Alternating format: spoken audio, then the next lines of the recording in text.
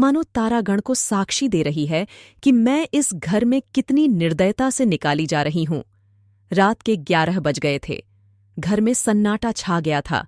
दोनों बेटों की चारपाई उसी के कमरे में रहती थी। वह अपने कमरे में आई, देखा चंद्रभानु सोया है। सबसे छोटा सूर्यभानु चारपाई पर उठ बैठा है। माता को देखते ही वह बोला, तुम तहां दई थी अम्मा?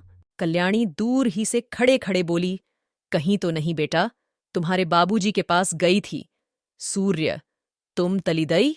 मुदे अतेलेदर लत्ता था। तुम क्यों तलीदई थी, बताओ? यह कहकर बच्चे ने गोद में चढ़ने के लिए दोनों हाथ फैला दिए। कल्याणी अब अपने को न रोक सकी। मातृ स्नेह के सुधा प्रवाह से उसका संतप्त हृदय परिप्लावित हो गया। हृदय के कोमल पौधे, जो क्रोध के ताप से मुरझा गए थे, फिर हरे हो गए। आंखें सजल हो गईं। उसने बच्चे को गोद में उठा लिया और छाती से लगाकर बोली, तुमने पुकार क्यों न लिया बेटा? सूर्य, पुता आलता तोता, तुम थूनती न तीं, बताओ अब तो कभी न दाऊंगी। कल्याणी, नहीं भैया, अब नहीं जाऊंगी। यह कहकर कल्याणी सूर्यभानु को लेकर चारपाई पर लेटी। मां के हृदय से लिपटते ही बालक निशंक होकर सो गया। कल्याणी के मन में संकल्प विकल्प होने लगे। पति की बातें याद आतीं तो मन होता घर को तिलांजलि देकर चली जाऊं, लेकिन बच्चों का मुंह देखती तो वात्सल्य से चित्त गद्र गद्र हो जाता। बच्चों को किस पर छोड़कर जाऊं? मेरे इन लालों को कौन पालेगा? ये किसके होकर रहेंगे? कौन प्रातकाल इन्हें दूध और हलवा खिलाएगा?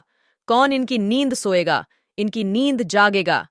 बेचारे कौड़ी के 3 हो जाएंगे। नहीं प्यारो, मैं तुम्हें छोड़कर नहीं जाऊंगी। तुम्हारे लिए सब कलूंगी। निरादर अपमान, जली कटी, खोटी खरी, घुड़की झिड़की, सब तुम्हारे लिए सहूंगी। कल्याणी तो बच्चे को लेकर लेटी, पर बाबू साहब को नींद न आई। उन्हें चोट करने वाली बातें बड़ी मुश्किल से भूलती थीं। उफ, यह मिजाज, मानो मैं ही इनकी स्त्री हूं। बात मुंह से निकालनी मुश्किल है। अब मैं इनका गुलाम होकर रहूं। घर में अकेली यह रहें और बाकी जितने अपने बेगाने हैं सब निकाल दिए जाएं। जला करती हैं, मनाती हैं कि यह किसी तरह मरे तो मैं अकेली आराम करूं। दिल की बात मुंह से निकल ही आती है, चाहे कोई कितना ही छिपाए। कई दिन से देख रहा हूं ऐसी ही जली कटी सुनाया करती हैं। मैके का घमंड होगा, लेकिन वहां कोई भी न पूछेगा। अभी सब आव भगत करते हैं। जब जाकर सिर पड़ जाएंगी तो आटे दाल का भाव मालूम हो जाएगा। रोती हुई जाएंगी। वाह रे घमंड, सोचती हैं, मैं ही यह गृहस्थी चलाती हूं।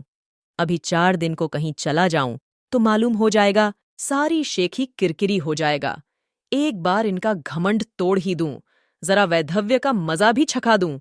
न जाने इनकी हिम्मत कैसे पड़ती है कि मुझे यों कोसने लगती हैं। मालूम होता है प्रेम इन्हें छू नहीं गया या समझती हैं।